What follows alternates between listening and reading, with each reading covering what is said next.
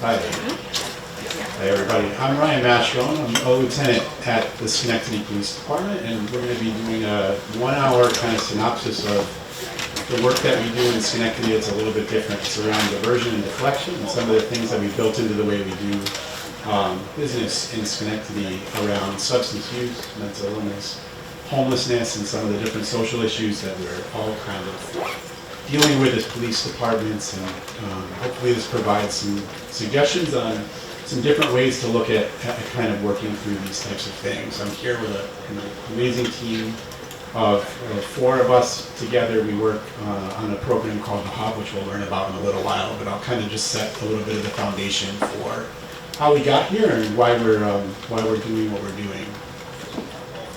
So really quickly, and I think this slide kind of does give a good foundation for where we are and why this kind of got dropped in our laps as law enforcement and all the different agencies that kind of work in the public on a daily basis. So again, our group works really closely with those that are dealing with mental health related disparities, substance use issues, and homelessness.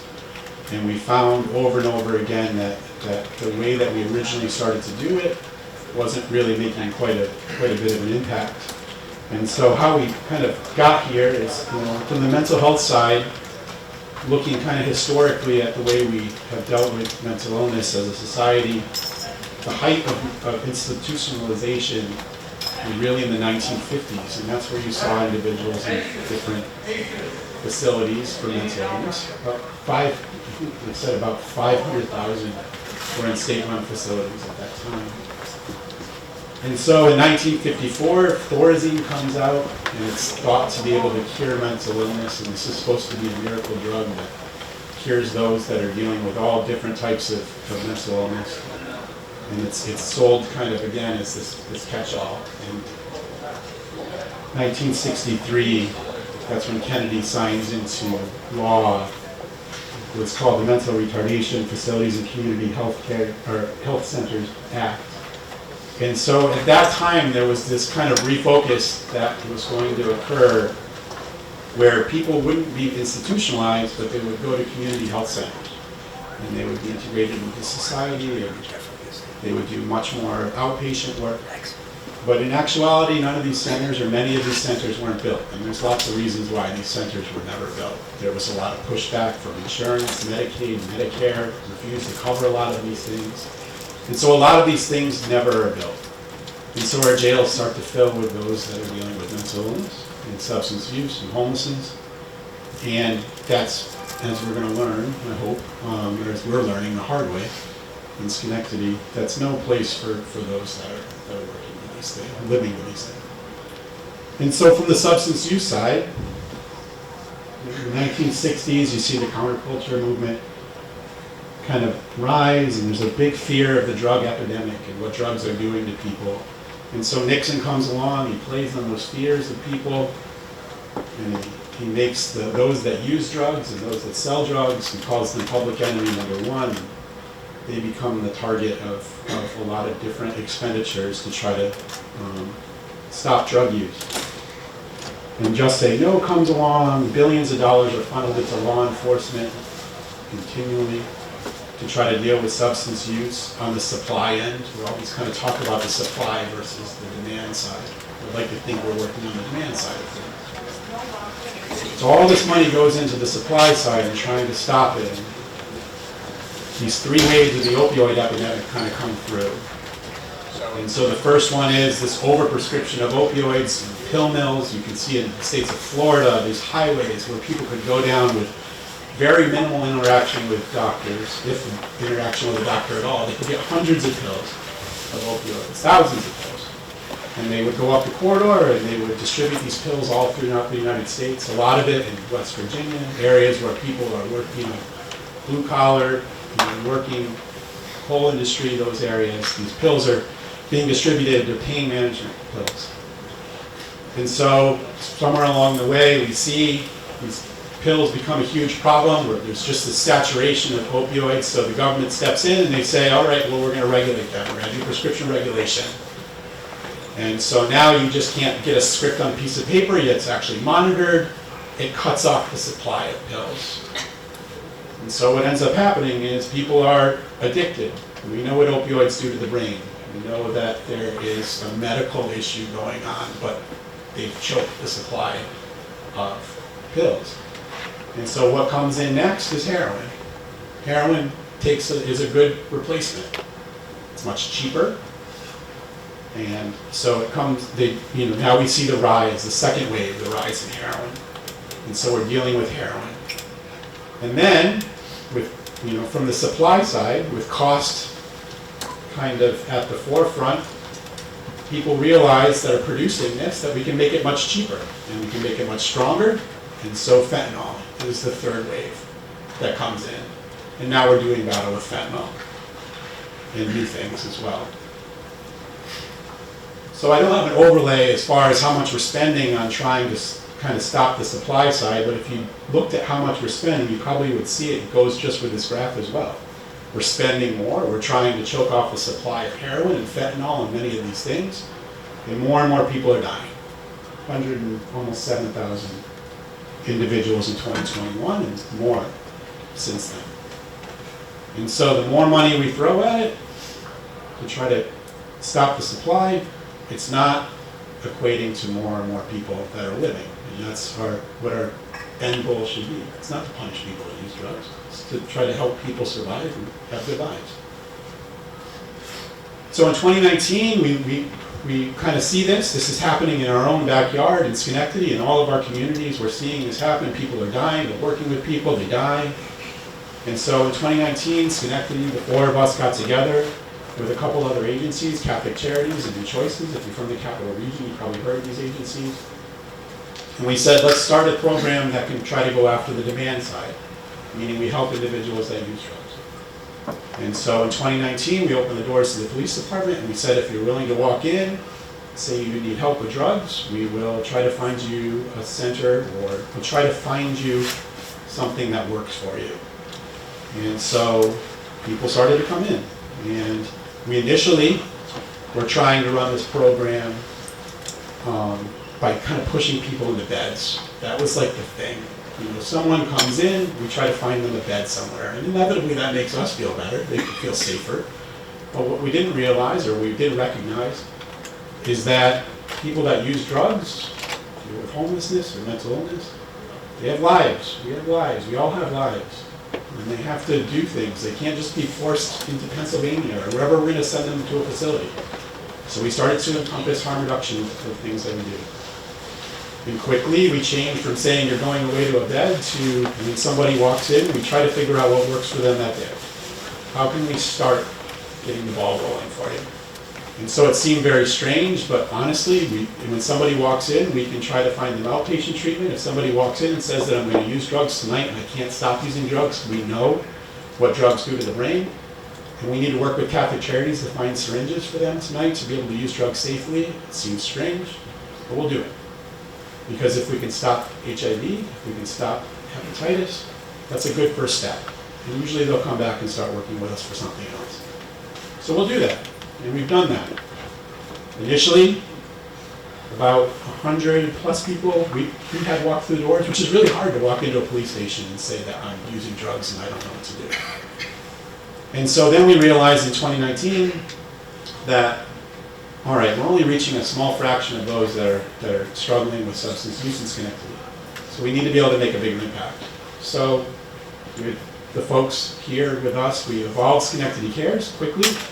And we said we have access to real-time data, but we're not doing anything with it. We're learning when people are struggling with an overdose. We're learning when overdoses are happening in real time, but we're not doing anything with it. We're just looking at the numbers.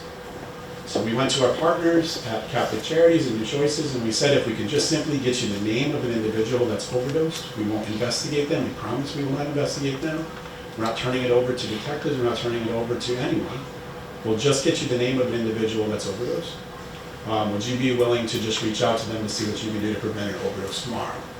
And that's what they do. So today, when we learn of somebody, we have a partnership with the fire department, when we learn of somebody that's overdosed, we immediately get that information to Catholic Charities and New Choices, and they go knock on the door, or they reach out, and they ask that individual, what can I do to try to try to prevent you from having an overdose today?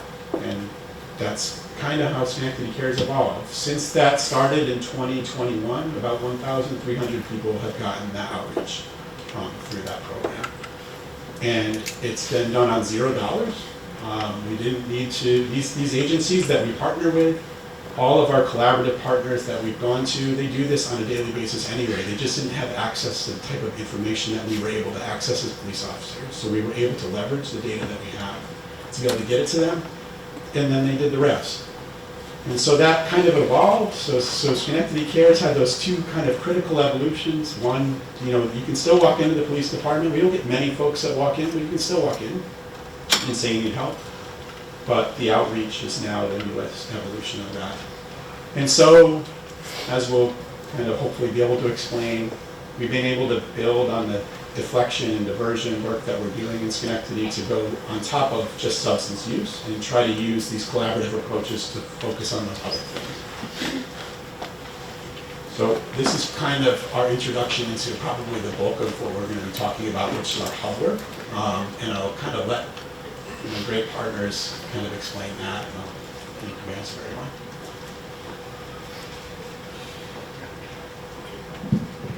Hey everyone, I'm Nick Maddox. I'm a sergeant over the Schenectady Police Department. I'm on my 19th sinus infection of the year so far, so if and when I pass out, my buddy Nick Party said he's going to come up and finish it, so we should be all right. So basically, November of 2020, I was kind of like this catch-all sergeant, and Chief Clifford had come up to me and he's like, Nick, I don't really know what's going on, but the mayor's office had reached out. You know, city council's involved right now. There's an encampment at Vale Cemetery, which is like at the dead end of Lamazny, one of the streets in Schenectady. And he's like, we got to figure out something with this. So go, please work your magic. And I was like, okay, all right, got you, Chief. We got you. In my head, I'm like, I don't think I have that much magic, but we'll try to figure out something. So I immediately started thinking, I'm like, all right, let me make contact with the complainants and try to figure out exactly what's going on. Because, he was like, I don't want to keep kicking this can down the road. I want to try to help these individuals. And I was like, I'm right there with you, Chief. So let's figure this out. So long story short with that, there was about 4 or 5 individuals in this little encampment area in Vale Cemetery in the park. And there was one outlier that we'll talk about in a little bit too. So I had talked to the neighbors that were complaining about it all, and I was kind of explaining, what we were thinking and what we wanted to do with this. Because again, I don't want to just push them out. Because yeah, if you guys want them out, absolutely, we'll arrest them, we'll trespass them. They're going to be back out on the street before we can finish the paperwork, but we'll do whatever you guys want us to do. So sitting down having that conversation with the neighbors, it was kind of eye-opening because they were on the same page with us too. And they were like, yeah, we want to help these people out. I'm just very nervous because it's November, it's cold, they're having fires. I don't want anyone to die back there from, being exposed to the cold weather or setting themselves on fire. I'm like, all right, well, this is my thought. So I kind of explained what we were thinking about doing with them. I said it was going to take a little bit of time. I didn't realize that it was going to take about 6, 7, 8 months. It was a long time, but they were great. So we were able to keep the lines of communication open, and literally, I think that's what really led us to be able to do what we did with the hub, just in general. And this was pre-hub. This was just kind of like getting the ball rolling on it. So I learned that a couple of them were begging up at one of the local supermarkets, so I started going over there, making contact with this one individual, trying to gain trust. I buy him food from time to time.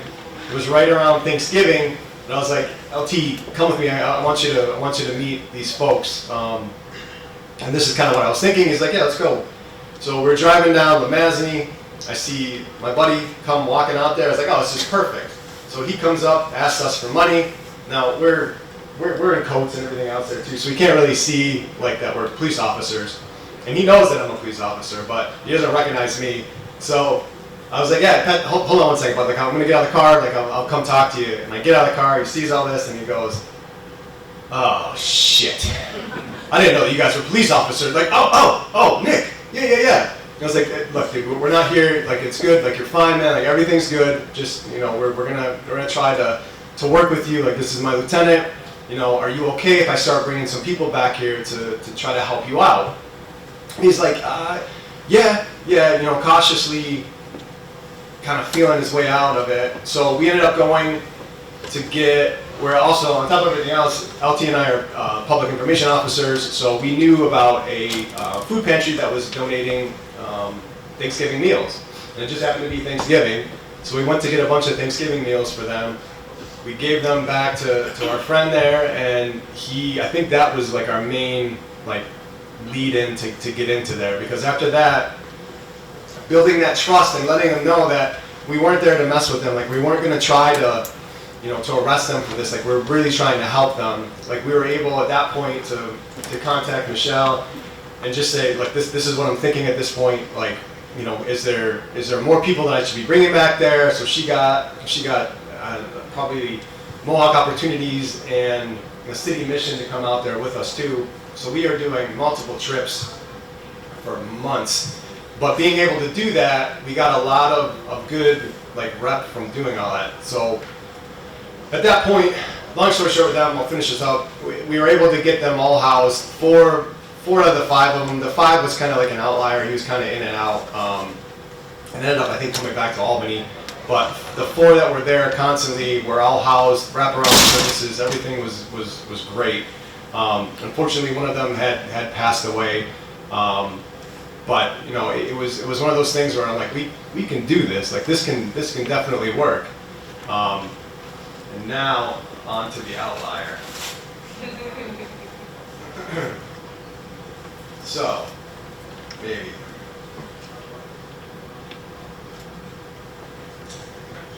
So, this individual is, as much as I was going out to talk to the encampment, we were going out, you know, talking to this individual as well.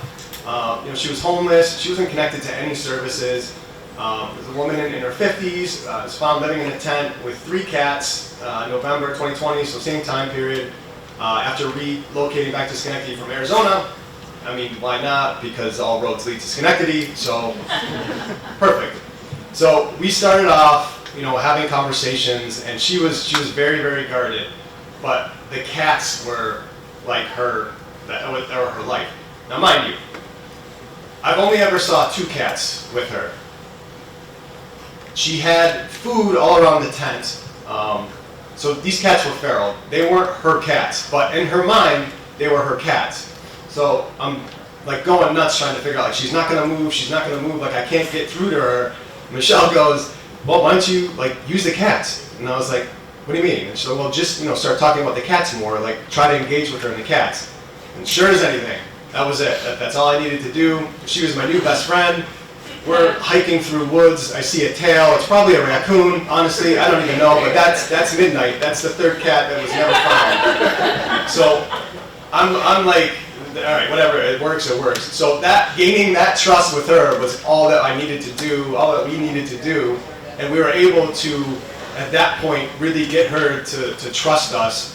And we ended up connecting her to Mohawk Opportunities, to like adult protectives. You know, the 2 cats were actually sheltered with her at Bethesda House, which was huge because at this point, again, like most shelters don't accept animals, so the fact that we had that relationship with Bethesda was gigantic, because otherwise we would have been up it. Like there was no way that she was going to move without those cats. And mind you, this tent looks like a horror, like it's a horror scene. Like for all intents and purposes, you're looking at this tent which had like no integrity left, because the cats are feral, so they're trying to get out constantly. So they're all claw marks on there, like it's just blowing in the wind, you know. So trying to get her out of that, she's always sick, she wasn't doing well, you know. Obviously the mental health aspect was one thing, but you know, trying to get her out, she would not move, because that was her home, and she felt safe there.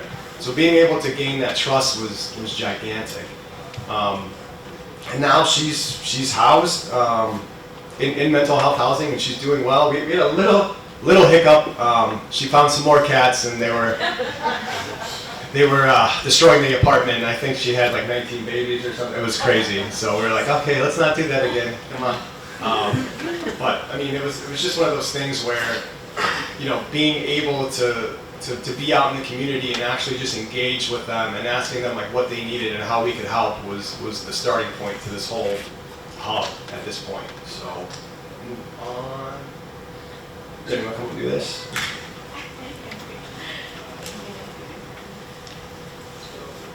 Okay. So this is a really hot. Okay. Hi, can everybody hear me? Yes. All right. Great. All right, so my name is Jen. I work for Schenectady County Office of Community Services. And so I'm our dual recovery coordinator, and that essentially just means that I work with our mental health and substance use systems. I work directly with Michelle Jacob from our office, who's going to come up in a little bit and introduce herself. And so it's been a great collaboration to get together with Schenectady City Police Department, Ryan and Nick. Without this partnership, I think we truly wouldn't be able to do half of the good work that we've been doing. It just works because it's a system that comes together and we have different strengths that are unique and we all bring to the table. So it's even very exciting for me to be, and Michelle, to be at a conference for DCJS. We're social work background, mental health counselor background. So it's very exciting to be combining our worlds together to try to make a difference. So what exactly is the Schenectady County Outreach Hub? What we did is as we've mentioned a little bit previously, we took an opportunity to find our stakeholders who are already doing this work in the community. As we mentioned, this is work that has already been done, and in some ways we didn't really create anything as unique as we put people together, and that in itself created its own system. And so we have folks from across the table, from anywhere from emergency management to mental health counselors, substance use counselors, case management, housing, peers in the workforce that have lived experience in mental health and substance use disorder recovery. So we take everybody together and we consider it to be a multidisciplinary team just because we have all facets of the work at the table with us. And what we've really tried to work on together is making sure that everything is harm reduction focused. So I know that's a buzzword. I know that there's a lot of talk about harm reduction and what is it, and how can it translate into different fields of practice. For us, what essentially it means is that, as we've described one case already, we're taking things case by case. We're looking at the individual as a unique person, and instead of seeing how they can fit into our system, we are asking how can we wrap around them to get their unique needs met. And so we want to make sure too that we're identifying their goals from the very beginning. And so if they have certain goals that maybe wouldn't be our goals, maybe we want them to, come into recovery and stop using drugs and alcohol anymore.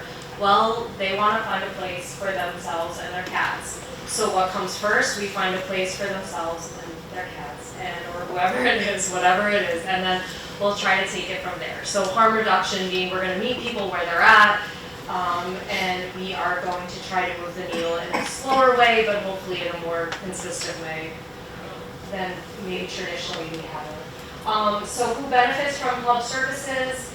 Individuals who have emergency shelter need, individuals who have food insecurities, individuals who need substance use, mental health, housing, maybe individuals who have been alienated from the community. Maybe treatment providers all know this individual. Maybe the criminal justice system knows this individual. And so just everywhere this individual goes, maybe they burnt bridges and maybe they have a lot of complex needs. And so what our job is to help come in and see how can we reassess. And there's often times where we're working with providers that are saying to us, we can't work with that person anymore, or we've been there, done that, we can't do that anymore. But sometimes we've been able to convince community providers to come back into the treatment planning process because there's more of a group, a cohesive unit now than traditionally maybe case management is trying to work this case by themselves, and the person just has too much going on and they can't, and it's overwhelming.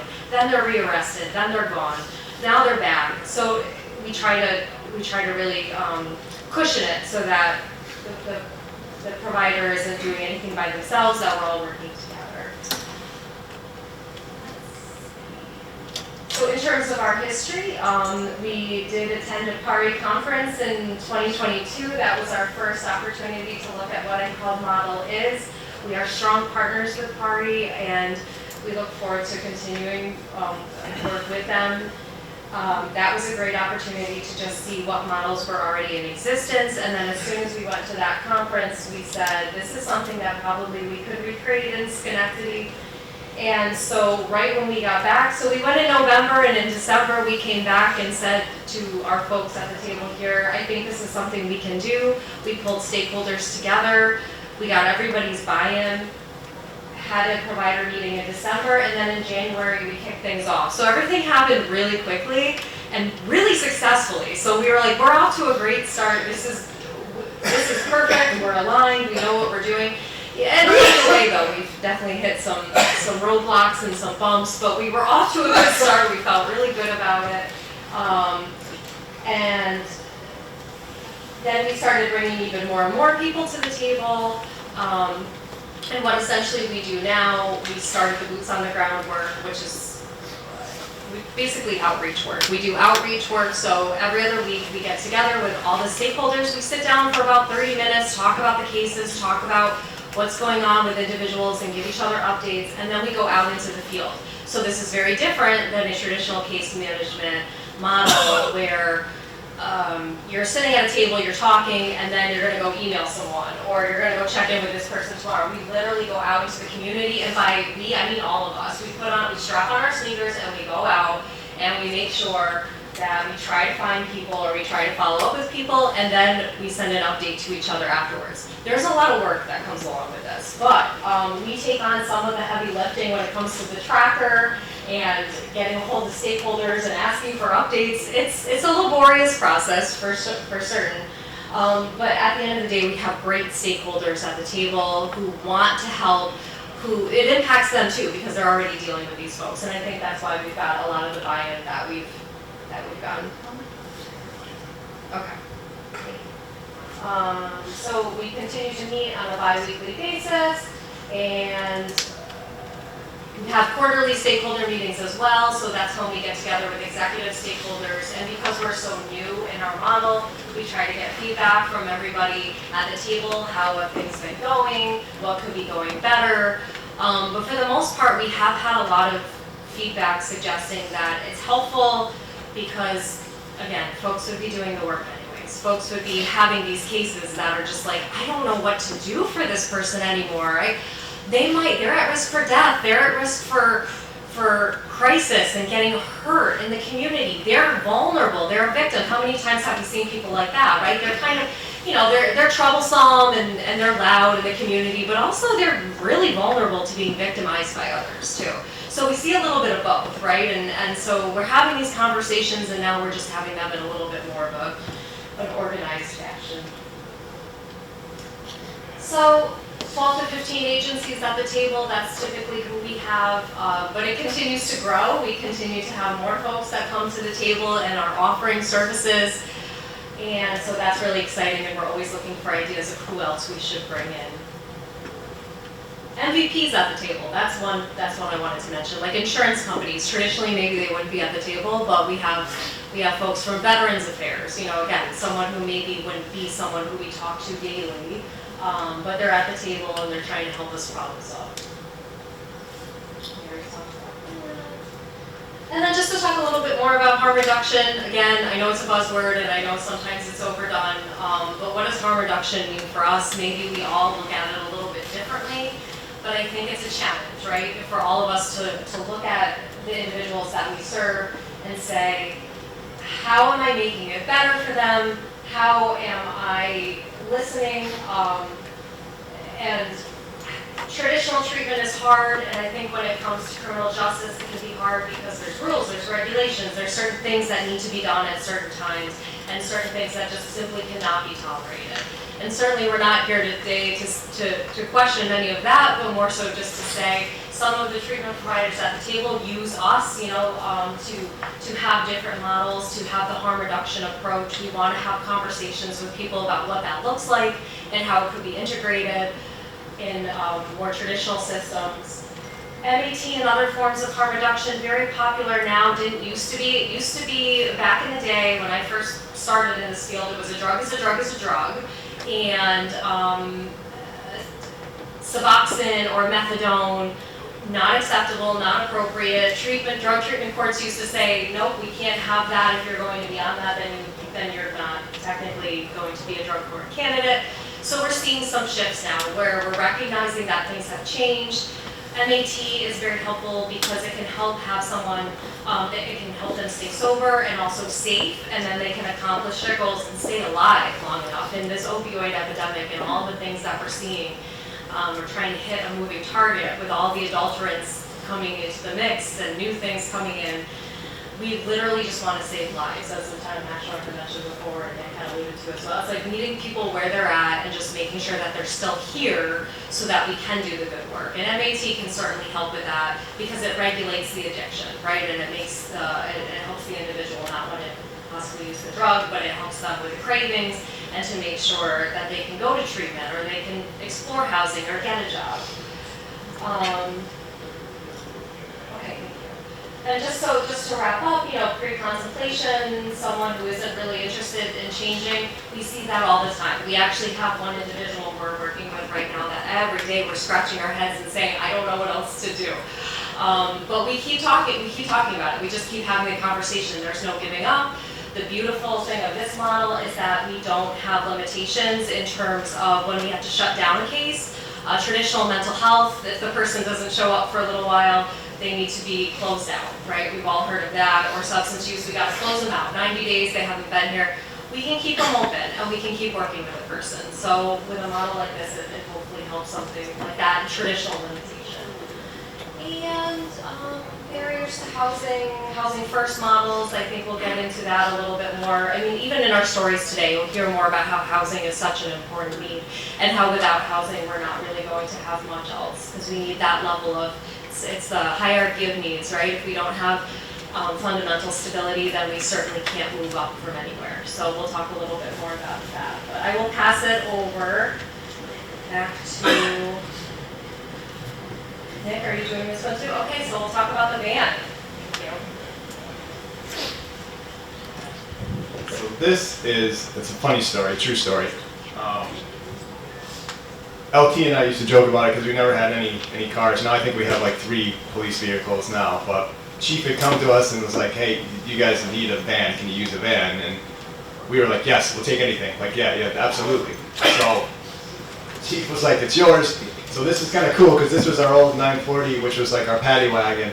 So we were able to repurpose it and make it into like a homeless outreach van. So anytime we're doing outreach now, we had the city carpenters come in and kind of build us some, it's still a work in progress, but we have the shelves there, so we have backpacks filled with just everyday toiletries, stuff like that. We have gloves, we have socks, we have a bunch of stuff in there just to use that. We do a bunch of events too, so we have all our supplies in there, tables, tents, all that stuff is great. So that's just something I wanted to show you quick. And then this was, I'll bring up Michelle too. This was our one of our first real case studies with the hub. This individual I'd known for a while. He was always down Broadway. Had substance use disorder with alcohol his entire life almost, and just trusted me enough to sit there and talk with me, and he'd let me bring him up to the hospital. He did not want to go into any type of inpatient, outpatient, detox, didn't want to do anything, but was always willing to talk and and just basically tell me this sad story. His family wanted nothing to do with him. His daughter was just kind of that's it, we're done. I contacted them and they were very, very upset where he was and what was going on with him still. So at that point, the individual had about 115 visits to the emergency department, which resulted in about 1,637 hours of hospital staffing time. And that average cost per hospital visit was roughly $2,006. So since 2020, he has cost the system approximately $230,690. He had, and this is on top of He had 78 contacts with the FD and 8 contacts with PD, 3 arrests, all for like violation level stuff, like nothing serious. But that alone cost about $55,000, like $900, like $56,000. So then on top of it, that's just one case. So I'll pass it over and let Michelle introduce herself too. But what did the hub do, Michelle? Hi everyone, I'm Michelle Chaka. I'm the Adult Behavioral Health Coordinator for Schenectady County. So what the hub did was that we had actually, I think a lot of it, as Nick had pointed out in the beginning, was all about the relationship, right? So officers were stopping and talking to him, and Nick was stopping whenever he had free time to really build a relationship with this guy. So it wasn't just random strangers walking up to him offering services. So we were able to get him to trust us. We were able to get him to agree to basically just case management to start off with, right? He only really wanted housing, so we weren't addressing the substance use right away. We said, you want housing? That's what we're gonna focus on. So we were able to get him to get connected to care management back in February. Within 5 days, he was enrolled in care management. Care management was able to give him a backpack that had clothing, hats, scarves. It was, the dead of winter, so blankets, socks, any personal needs he needed, he had them in that bag. So that gave him the trust within the case management agency to believe that we were there to help him and not just be pushing services on him.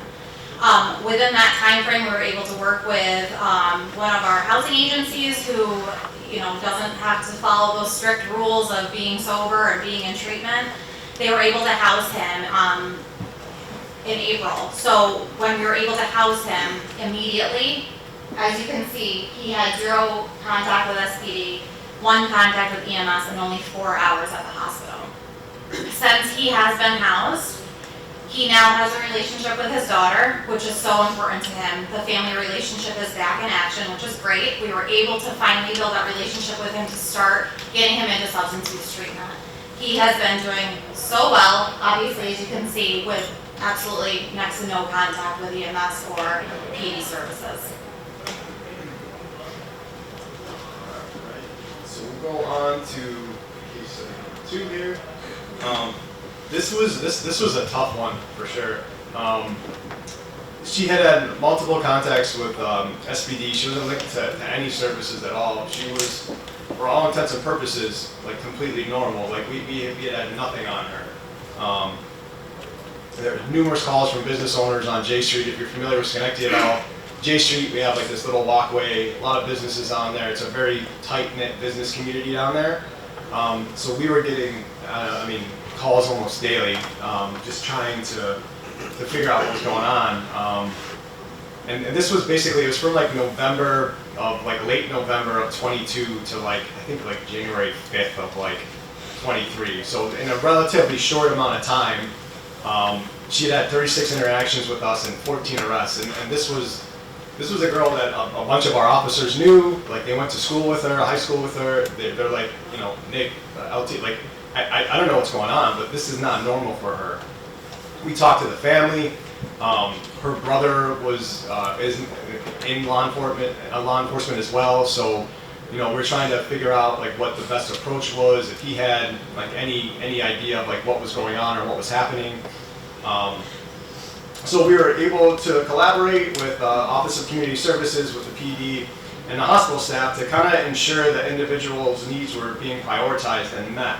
The issue is that every single time we would bring this person up to Ellis, it would be a behavioral issue and there was nothing more that they could do about it, and she would be kicked out within hours, and it was driving everyone nuts.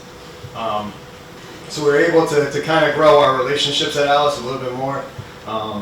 This is all stuff I would say to their face too, so trust me. We're good. Yeah. We got the quotes, I like the quotes. So, continue to work alongside. We just in general trying to figure out like what the next approach was. She ended up getting linked to the mental health treatment and substance use disorder treatment because it would just be like some wild stuff. Like she'd go to her neighbors and like have a knife and like put it underneath the door and just kind of jiggle it. And they're like, "What's going on? Like, what? Who? Hello? Or like, what? And then she took like a face off one of the statues, that was like outside of one of the businesses and like put it up against the glass to like I don't know, intimidate people. She stole pizza from people that were walking and like slapped them in the face with it. Like funny stuff, but still just like where is this coming from? You know, so we were trying our best to try to like figure out the best, like we had to think outside the box for sure. And I mean, we were sitting outside of like her apartment, and I remember talking to like task force agencies that were there too, and just being like, you know, I don't necessarily want to blow in the door. I don't know if we have anything to arrest her on other than just being crazy inside her house, you know. And I don't want to blow up all the trust that we have built already. So, pass it on. Sure, yeah. So I think the big thing with her, and I'm Sorry. What did the hub do, Michelle? I think the big thing with her too was, I'm sure you all deal with this, you bring them on, you were 941-ing her to Ellis, and she was being brought in, she was intoxicated some of the time, but they were blaming it just specifically on the alcohol use, right? So everything, all the behaviors that she was displaying was only because she was drunk. She's discharged. So I think it came down to, I don't know, like the 5th or 6th time that you guys had 941 her, and we worked with the chief psychiatrist of the hospital. You guys actually were given her cell phone number to contact her directly. We were able to give her like a detailed scenario of what was going on. It's not just the alcohol, because this is what else she's displaying. And as we continued to tell the story to her, she's like, oh, okay, this may look a little bit different. So you guys had her cell phone number, you were calling directly as you were bringing her down. We created a whole plan. She was going to be brought down again, whether or not police were bringing her down or we were going to do a pickup order on her. So she was finally brought down. We asked for an extensive psychosocial is what we call it, just to kind of figure out what's going on. It's not just alcohol, there's much more happening with this individual. Lo and behold, she was diagnosed with schizophrenia. Surprise, right? So when we looked at the whole picture, there was a lot more going on. She was self-medicating most likely. She was admitted to the hospital for probably about like a week and a half. We were able to get her medicated. She has been medicated and doing absolutely phenomenal. She, was I think like a high school basketball star at the time.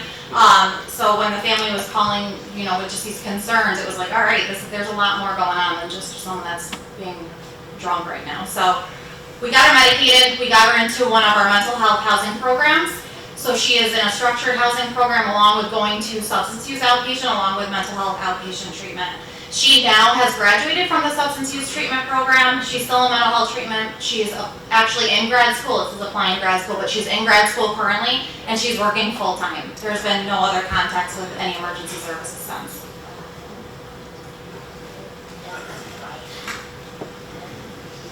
All right. So we got two more here for you, but this poor woman, she was at risk of being evicted. She had multiple PD contacts, untreated mental health, and not really willing to engage at all. LT, thank God, had known, went to school with the director of the housing complex where she was living, so he was able to kind of like get her behind the scenes and say, look, what are you guys thinking about doing? Like we're trying our best right now, but we just need some more time with her. So this individual had a total of 292 911 calls from like February 4th of 22 to 7/6 of 23, which had cost the emergency system approximately $189,800. SPD, we were responding to calls during the night on a daily basis. She was reporting that someone was trying to break into her apartment, and she really truly believed that this is what was going on. We were able to meet with this individual on 427. LT was able to get them to change the locks. I think they've changed the locks at that point like twice or three times before that. But also, her apartment door was right next to the elevator. So anytime the elevator would open, there'd be a draft coming in, and the door would shake a little bit, so she would hear that. So she's thinking in her head that somebody's trying to break in, which is legit to her and a legit fear that she was having. So we were able to fix that. It was still jiggling a little bit, so it was better, but it was still one of those situations where they weren't going to move her apartment. So we were trying to again think outside the box and try to figure out what was going on there. And it was when we did get into the apartment, she finally trusted us enough to get in there. it was noted that like this individual had taken like the mattress like off of her bed. She was sleeping on the floor. The windows were all open, and I mean it was cold. It was very cold in there. You know, she had minimal food. She wasn't really being able to take care of herself that much. And quite frankly, the individual was at risk of losing the apartment, and reported that she wanted to move just because she was not feeling safe, is the bottom line with it. So what did the hub do, Michelle? So we were able to meet with her in April. She was a little bit more challenging, I would say, with this one. It took some time. It took the trust building with her, us continuing to show up. We had case management go in, continue to show up even though she was refusing services. But just continue to show up and offer services and show the same face and let them know that someone's there for her. So, you know, we tried case management. We had called in adult protective services at that time too. We just continued to build that relationship with her. Because thankfully Ryan had known the individual that had overseen the building, we were able to have that constant communication as to what they were seeing as well. So the individual at that time had unfortunately been in the middle of traffic and was throwing bottles, so that was enough for us to get her picked up and brought over to the hospital for a psych eval. She was hospitalized. Probably within a few days of being hospitalized, she was willing to engage in services, which is amazing. So we were able to get her medicated, able to get her to engage with our local clinics, as well as case management. And ever since then, she's been doing great. You guys don't get the nightly phone calls like you were. No contact with EMS, and she hasn't been to the hospital since. We got one more, and then we'll finish up.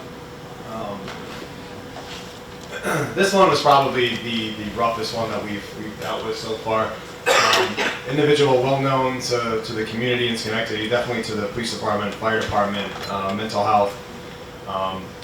This individual was denied from all systems to obtain any services. It was so frustrating. And as police officers, you're used to saying like someone to do something or to do this, and you know it's either going to be done one way or another. But it was a very eye-opening experience because he was denied from the OPWDD system 3 times, OMH twice. He had a traumatic brain injury, but the waiver program wouldn't pick him up either. The county had multiple meetings to push back and advocate for him. I mean, there were screaming matches. That was actually kind of fun to be a part of, but still no success at all. You know, he was extremely malnourished. He was arrested in the community for like inappropriate behaviors, but he had the intellectual capability of like a 5-year-old. It was really, really sad. Super nice guy though, you know, always very polite, you know, did whatever we wanted to do, but the business owners were upset due to like chronic malingering and looking for food and drink. The issue is that the businesses were giving him food and drink, so he didn't really comprehend why he couldn't be there. They were feeding him and giving him water and stuff like that. He had 20 warrants, he had 44 arrests, again, all petty stuff that shouldn't be involved in the criminal justice system. And he had, you know, 55 PD contacts in there. About from 22 to 23, when we started looking at all this, there's about 79 emergency contacts. So I'll pass it on. I'm not even going to make a joke about this because I do feel bad about this guy, but thank God we have a very happy outcome because his family, he had a father, I'll use the quotes, if you can call him that was absolutely horrendous. And this poor guy, like, he would come home if he soiled himself or whatever, he'd throw him in the tub or hose him down outside. And I can't tell you the battles we got in about witnessing all this stuff too, but I'll do it. Michelle, what did the hub do? So obviously because of the case, we had to pull adult protective in right away, given the fact of the home situation with the father, as well as the fact that he was just in the community. You know, at times he was being picked up by you guys just in the pens in the community walking around. Often we were called because of the fact that he was passed out on the sidewalk. We knew that he wasn't drinking or eating like he should be, so a lot of the times it was us just stopping by, seeing him, or calling each other, being like, hey, here he is again, who's going to be able to go see him right now? Just going there offering, we did pizza at one point, tons of water, any food that he would consume at that time. We looked at that kind of as what our big role was at that time. We'd pick him up off the side of the road, we would bring him home, we would have Dad shower him down, but he would be right back out in the community within probably 5 minutes. So we just continued to work with again, the local hospital. That was our only point at that instant, because OPWD and OMH would not accept him. We couldn't get any services for this guy because no one would say, oh yeah, he's our system, so let's start opening up services. So it fell on all of us to figure out. We got him into the hospital, we were able to coordinate with them, we had to figure out what specifically needed to be done in order for him to qualify, because each system was pushing us back so much on seeing that he wasn't appropriate. So what is it that they needed to know, and what testing needed to be done for him to fit somewhere, in what system? We were able to get neuropsychological testing completed, which ultimately determined that he needed a higher level of care. But ultimately, this guy, we were able to transfer into a nursing home at the time, but he was able to get the services that he needed. He was able to be cared for, fed 3 meals a day, be able to drink fluids as he was supposed to, and clearly his quality of life went up. So because of that, we've had no other contacts with him in the community since.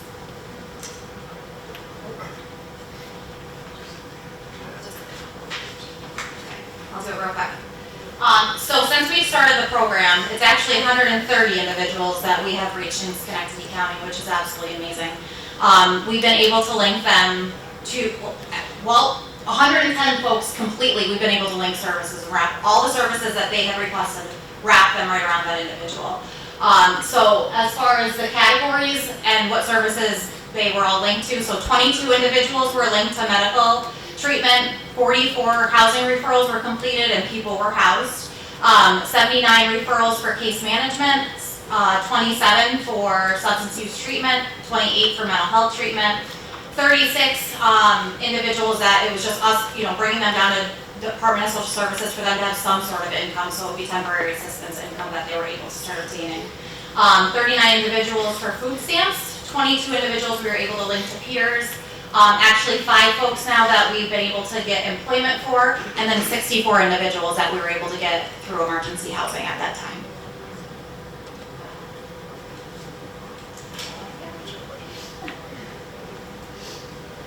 So, Good talk. So, the beauty of being in a conference like this is that we're amongst a lot of folks that are decision makers in your communities, and you can look at these types of things. And we hope that you're able to take away from this that you can create a lot with very little. We had $0 when we started Schenectady Cares, and we had $0 when we started the hub. I'm not saying this because he's in the room, but our chief had a lot of faith in us to be able to do this, and it was really inspiring to be able to work under circumstances where we were allowed to grow as a group together with unwavering support from our chief and from our mayor. When we sit with those that are most kind of, we all have different views of law enforcement and our roles. But when you can see that we have one individual that we were able to take 292 calls off the board, we're an agency just like all of our agencies that are really trying to do more with less. And if we have one person, that's 292 times an officer doesn't have to go to the house anymore. And that's for one. Now we're talking about 130 here and so many folks through Schenectady Cares. So when we look at it and its value to law enforcement, we think that this has just as much value. So many of these folks consume a lot of the resources that are in our community. They have to because we haven't found what works for them yet. So we hope that this could show a different way. We would be happy to talk about how we did these things for free. Like I said, most of these agencies do this every day. They just want to be partnered on these type of things. And so it's really worked out. I know that we have very little time for questions. But if anybody has any, we'd be happy to answer them, and otherwise we will let you go to lunch. Go ahead. This is probably mostly for Lieutenant Master on high in 30 minutes. I was wondering, because it sounds as though a lot of the progress that is made is through these repeated contacts that you kind of establish some level of trust or rapport. And I would imagine that a lot of repeated contacts occur with patrol officers. And I was wondering if you can say a little bit about maybe the buy-in that patrol officers have for the hub, or any kind of formal policies or procedures that they're looped into on the ground floor? Yeah, so we have a couple different ways that we do it. Our patrol officers are really good with interacting with our office. I think when they realize that we can work with an individual that they're having lots of contact with and we're able to solve things, they come to us very readily. We have a lot of buy-in from our officers. We're part of a program called CIT. So if this goes beyond just, this unit is here with us now today, we'll get calls and we've gone, like the hub, generally a lot of our county partners will go to assist other agencies, but the buy-in is that we're able to kind of solve some of these issues by these collaborations. So through CIT, which is Crisis Intervention Team, it just kind of gives officers an enhanced kind of training in mental health and substance use and those types of things. So we see a lot of buy-in and connection between CIT officers. And for us on our end, we have patrol officers in our office seeing Nick on probably an hourly basis. But we solve a lot of issues, we think. So the buy-in is even if you just believe in law enforcement is the most some of the more kind of traditional roles of law enforcement, you can still see the value of this if we're able to solve those issues different ways. I think even our super curmudgeon officers that need to retire but they're still sticking around, they even bought into it. So they see the value in it, and like LT was saying, I think it's one of those things where they're like, I don't know what to do with them, but I can get you in contact with my sergeant or my lieutenant. I'm able, thankfully, Chief and LT let me go out and do my thing, so I'm out there a lot. And I'm out there with those guys too, so they know, that this is what's going to happen. So I think that's key though. But getting that buy-in is huge. And like I said, even those guys, like some guys that retired, they call and they're working through the DA's office, and they're like, Nick, I don't know if you can do anything, but I'm going to bring them down. And I was like, okay, all right. I was like, do they need to go to the hospital? No, I already did all that stuff. And I was like, what did you do? He's like, no, shut up. I was like, so there's that buy-in, because I think even they realize that it's needed. Anybody else got anything? We got. I'm ready to go now.